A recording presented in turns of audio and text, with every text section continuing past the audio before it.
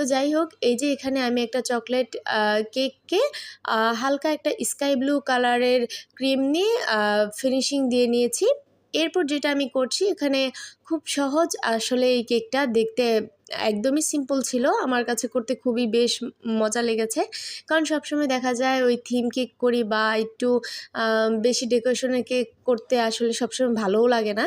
তো এই যে আমি উপর চকলেট গানাশ দিয়ে এভাবে করে 1M আর 6B নজলটা দিয়ে কিছু ফুল করে নিচ্ছি।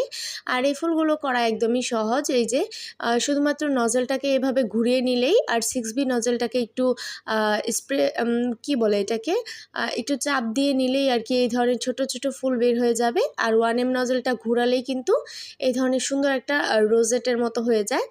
তো আপনারা যারা নর্মালি নজল ছাড়া কেক ডেকোরেশন করতে পারেন না, তারা কিন্তু এই ডেকোরেশনটা আজকে করতে পারেন।